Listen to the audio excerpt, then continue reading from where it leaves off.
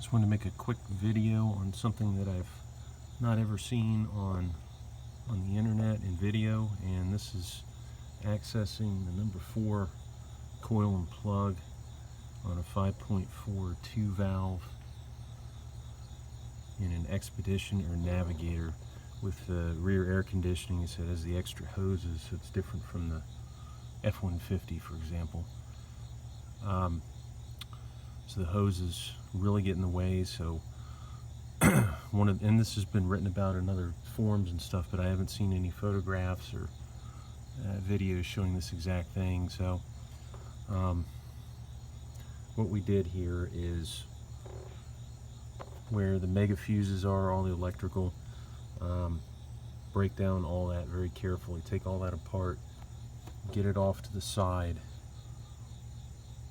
and you can see I have the bracket just sitting right here. Get all that off to the side, get the PCV hose disconnected so you can move that aside.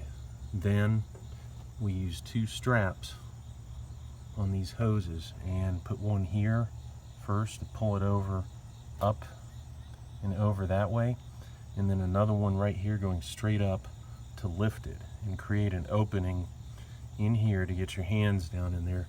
I can actually get both hands down in there. You can get ratchet down in there. I'm going to show what extensions I used. Also the process for getting this thing out, what I do first before even going to all this step, I'm able to access the coil and disconnect the plugs just by getting my hands back in there. What I do is take off everything that I need to take off first before I break everything down, and that includes removing the small 8mm bolt that holds the coil down, and that's the first thing I try to get out. And to do that, actually come over from this side down over in between these hoses. I can come straight down on top of it with long extension, probably about another 6 inches off of this. Have my ratchet up in this area. With my right hand loosen it, and then with my left hand down in here on the bolt, as I feel it come out, then grab it and pull it on out, and that gets that out of the way.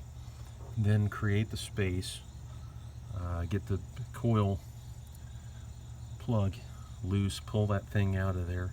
On mine the boot got stuck, so I used, to get the boot out because I can't get a good grip on that thing, a really small pair of needle nose pliers with an angle on it. I was able to get that back on there, get that down on top of the boot, and then tug it right out. Then for the plug, I use, first I go in there with a spark plug socket and a 3-inch extension.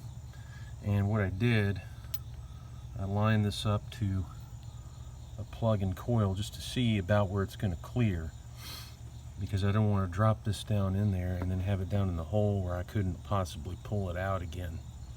So this sits right up over top of the hole, and that allows me to pretty easily feel it with my finger.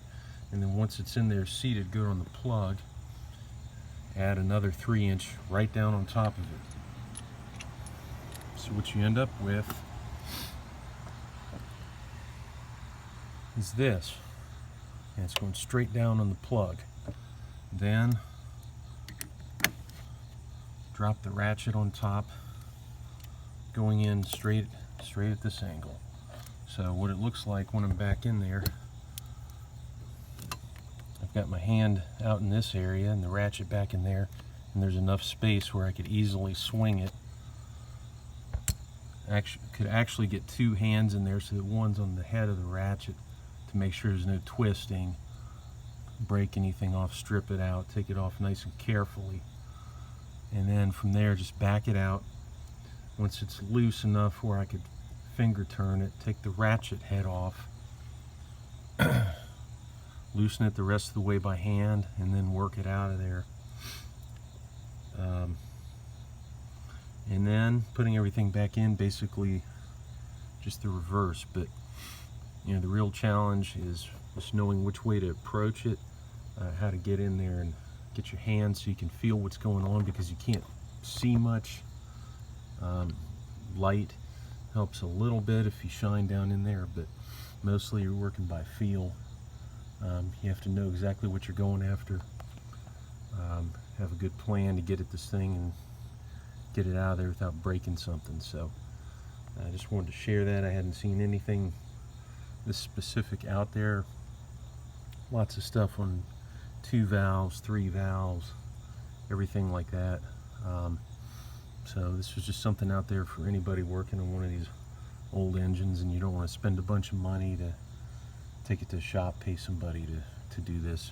I was able to do this whole thing in less than an hour. So just be real careful taking off these old electrical connectors and things of plastic.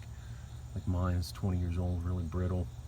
The nuts, some of them it could seize up. I've replaced everything in the past, so I don't have that problem anymore, but if you haven't, you're going to run into that. Also those connectors for the plugs, the coil plug, that they can get really stuck on there, so just be ready to deal with stuff like that. And if you watched this, hope it was helpful. Thanks.